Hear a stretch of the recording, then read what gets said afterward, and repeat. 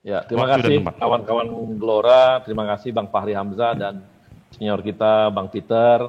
Saya minta maaf tidak bisa hadir di acara Gelora Kita langsung karena kebetulan ada kunker DPR sehingga saya terpaksa keluar kota bersama teman-teman di Komisi 6. Saya sudah sampaikan juga dengan Bang Mahfud dan dengan Bang Fahri. Nah, ini saya perlu cerita sedikit mengenai BUMN ya. Apa yang kita lakukan dan apa yang sedang kita kerjakan di BUMN. Eh, Bisa saya sampaikan sekarang ini ya, total aset BUMN itu tahun 2020 itu mencapai 8.400 triliun. Ya, 8.400 triliun dan ini bertumbuh sekitar 7,1% dibandingkan periode 2019. Jadi ada peningkatan aset dari BUMN 7,1%. Dan ini juga mempresentasikan sekitar 55% daripada nilai nominal GDP Indonesia itu yang sebesar 15.434 triliun. Jadi asetnya BUMN itu 55% daripada GDP-nya Indonesia.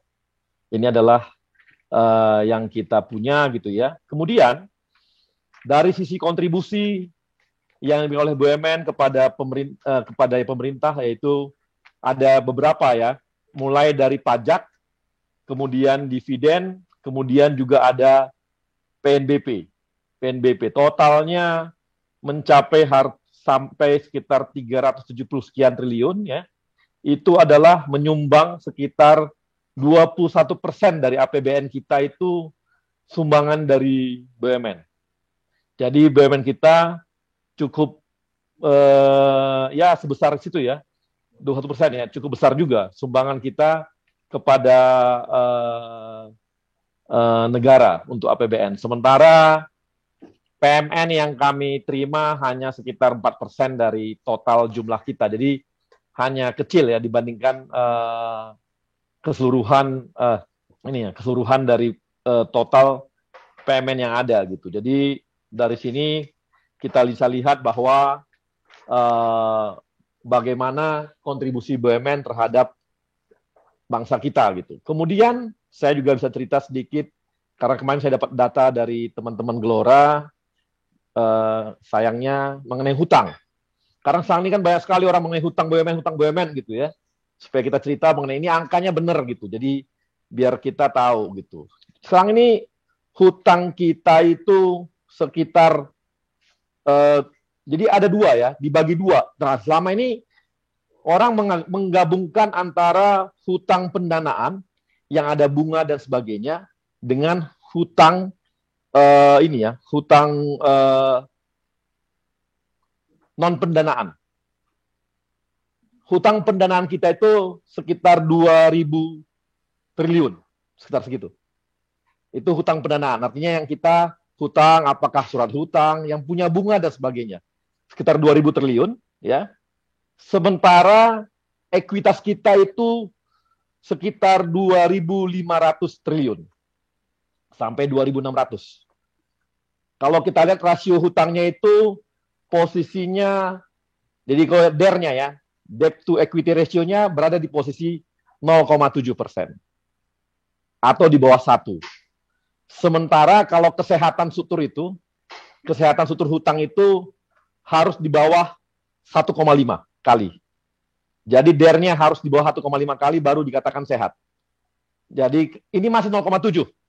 Jadi masih sekitar setengahnya dari DER yang memang di batasnya hutang BUMN gitu. Kemudian kita punya hutang yang sebenarnya non pendanaan. Nah, ini yang kadang-kadang digabungkan. Apa itu non pendanaan? Misalnya orang nyimpan uang di bank. Ya, di mana-mana kalau orang nyimpan uang di bank itu otomatis jadi hutangnya perbankan.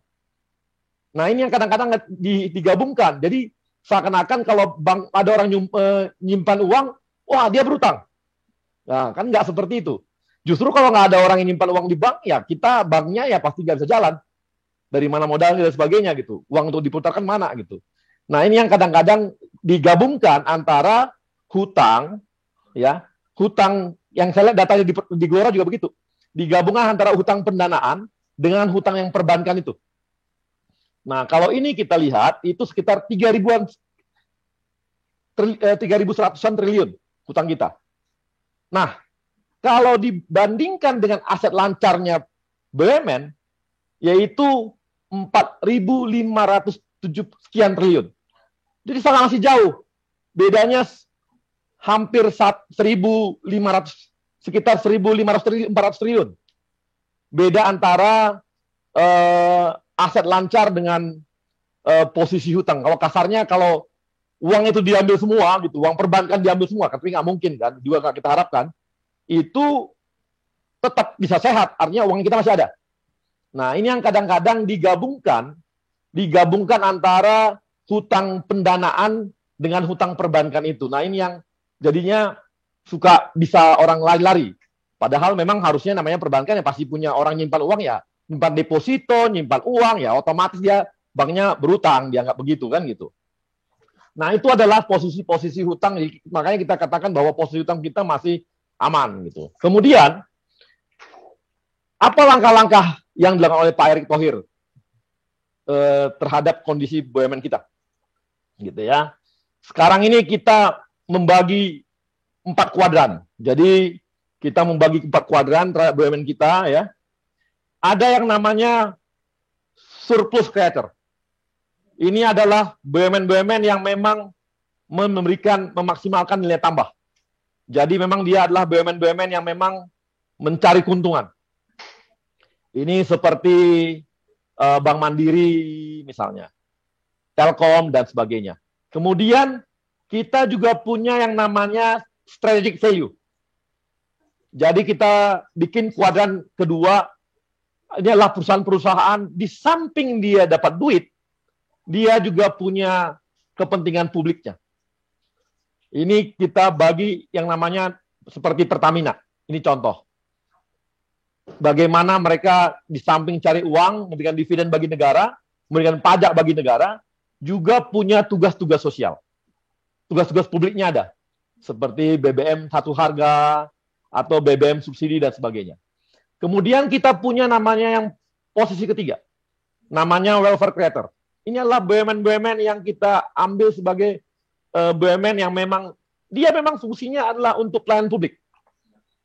Ini seperti Damri, seperti PBD, seperti Pelni, seperti Bulog. Nah, memang dia berfungsi untuk pelayanan publik. Jadi memang kita juga melihat mereka ini tidak berpikir mengenai cari keuntungannya, tapi adalah berpikir bagaimana pelayanan publiknya bisa maksimal. Nah, ini bagaimana kita meng-create bisnis mereka.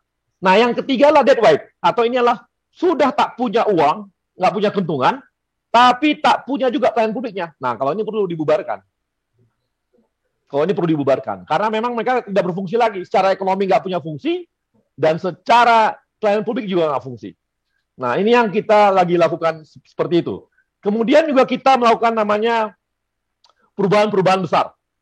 Kita membuat cluster-cluster. Ya, kita buat cluster-cluster, misalnya ada yang namanya, ini adalah cluster, ini adalah membuat sebuah bisnis end-to-end dari BUMN. Misalnya cluster pariwisata, kemudian ada cluster logistik, kemudian ada cluster pangan. Ini adalah perusahaan-perusahaan yang berhubungan dengan pangan kita gabungkan di dalam. Dan mereka berbisnis end-to-end. Artinya bisnis BUMN ini nanti berhubungan dari ujung, dari hulu ke hilir. Nah, makanya kita buatlah hal-hal seperti ini dan juga bikin holding. Ini adalah bagian kita untuk merampingkan perusahaan-perusahaan. Di samping sistem bisnis, kita juga lihat mulai dari sisi pengawasan. Dengan banyaknya, ratusannya bisnis BUMN, ya 100 sekian itu, kita perlu rampingkan. Dirampingkan buat apa? Ini adalah di samping untuk menggabungkan dia secara cluster atau secara subholding, ini juga untuk membuat mereka lebih gampang kita awasi. Seperti Pelindo misalnya. Pelindo ini kita jadikan satu. Kemudian seperti bayangkan ada BUMN namanya Prinus, urusan perikanan. Ada Prindo, ikan. Ini bedanya nggak tahu. Makanya ini kan kita mergerkan.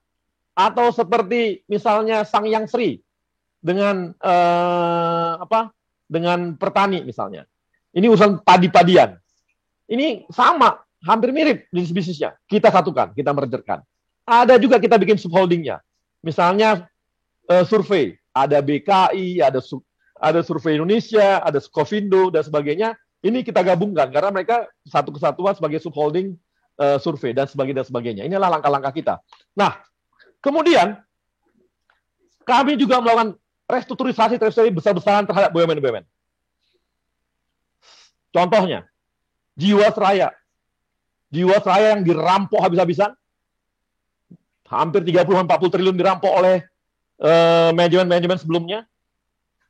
Kita selamatkan, kita restrukturisasi, dan sekarang berhasil merestrukturisasi sekitar 94% sampai 96% dari para nasabah. Baik itu nasabah retail, nasabah bank assurance, maupun nasabah korporasi. Kemudian, orang yang bertanggung jawab, kita adukan ke kejaksaan. Dan saat ini udah proses harta-harta mereka diambil oleh negara, dan sekarang proses dalam pengadilan. Ada yang dihukum seumur hidup, kemarin mereka banding, ada pula menang pula, dan mereka menang di sampai 20 tahun. Tapi tetap kita akan tetap banding sampai level atas. Kemudian apa lagi? Asabri. Asabri pun dirampok oleh pengurus yang kemarin selama 5 tahun, dan pengurus sebelumnya lagi, 5 tahun sebelumnya lagi. Nah, ini pun kita restrukturisasi. Ini kita laporkan ke kejaksaan, dan kali ini pun harta-harta orang yang melakukan perampokan ini udah diambil negara. Ada tanker yang besar banget dan sebagainya. Ada lahan dan sebagainya yang besarnya triliun juga. Belasan sampai puluhan triliun diambil oleh negara, oleh kejaksaan saat ini. Dan ini pun dalam proses hukum. Dirut-dirutnya sudah di dalam TSK. Ada 2 dirut yang TSK. Jadi ini adalah langkah-langkah hukum kita dan juga restrukturisasi kita lakukan. Apalagi yang kita lakukan restrukturisasi? Yang besar-besar. Krakatau Steel. Krakatau Steel yang begitu bertahun-tahun rugi terus, kita berhasil restrukturisasi, dan tahun ini sudah mendapatkan untung. Apalagi yang kita restrukturisasi? Nah, berikutnya apalagi yang kita restrukturisasi? PTPN. PTPN pun seperti itu, kita restrukturisasi, dan 44 triliun hutang-hutang dari PTPN berhasil kita restrukturisasi tahun ini, dan berhasil, dan ini membuat longgar PTPN untuk tetap bisa berjalan dengan baik dan mulai jalan. Kemudian apalagi langkah-langkah kita? Ya, kita juga melakukan langkah-langkah besar lainnya untuk restrukturisasi yang kita buat untuk waskita misalnya, karya-karya. Itu kita restrukturisasi. Tujuan kita apa? Membuat mereka lebih sehat. Jadi semua jenis-jenis ini kita lakukan restrukturisasi. Nah, dengan Garuda pun demikian. Saat ini nggak ada pilihan lain, yaitu restrukturisasi. Kita tahu bahwa Garuda ini kondisinya seperti ini karena ada penyewaan pesawat yang ugal-ugalan pada masa yang lalu. Dan dirutnya sudah ditangkap KPK. Dan ini adalah mereka menyewa pesawat, bayangkan, di dalam klausul kontrak aja mengatakan kalau pesawat tersebut dibatalkan kontrak, diberhentikan kontraknya oleh Garuda secara sepihak, maka Garuda wajib membayar penuh sampai habis. Jadi penaltinya sampai habis. Jadi baik itu dihentikan mau nggak dihentikan, harus terbayar sampai full. Sampai seperti itu kondisi kontraknya. Harga kontraknya mahal. Semua mengakui bahwa kontrak pesawat Garuda adalah paling mahal airline di dunia. Sampai di atas 60%. Kemudian apa lagi? Bayangkan Garuda ini menyewa pesawat beragam brand dan beragam jenis. Airbus banyak banget jenisnya. Boeing banyak banget jenisnya. Merek berikutnya apa lagi? Dia sewa lagi Bombardier. Dia sewa lagi ETR. Itu saja dengan 4 brand saja, itu sudah membuat biaya untuk maintenance saja mahalnya bukan main. Belum lagi kepada pilot-pilot dan sebagainya. Yang dengan berbagai jenis pesawat dan juga berbagai jenis brand akan membuat keahlian pilot akan makin berbeda-beda. Ini juga membuat mahal gitu. Coba lihat sebelah lah. Contohnya AirAsia aja. Mereka rata-rata Airbus saja. Atau misalnya Lion lah, nggak usah jauh-jauh. Lion juga ya Boeing aja. Jadi ini juga adalah hal-hal yang membuat membuat banyaknya tidak efisien di Garuda. Jadi langkah sekarang kita apa? Langkah kami adalah bagaimana kita Garuda ini mulai memotong untuk fokus saja di lokal domestik saja. Kemudian yang lain apa lagi? Yang lain adalah kita lakukan yang namanya restrukturisasi terhadap Garuda. Dan kita juga memotong Garuda yang pesawatnya tidak, ini kan ratusan, 100 berapa, 200 berapa, itu ratusan pesawatnya kita akan coba potong, mungkin tinggal 70 yang cukup penerbangannya. Nanti sampai akhir kepada mungkin pilotnya pun kita ya jam-jaman aja kalau bisa gitu. Itulah contoh-contoh yang akan kita lakukan terhadap Garuda. Mudah-mudahan langkah ini bisa dilakukan secepatnya sehingga Garuda bisa kembali sehat gitu. Mungkin itu saja sebagai pembuka saya. Terima kasih.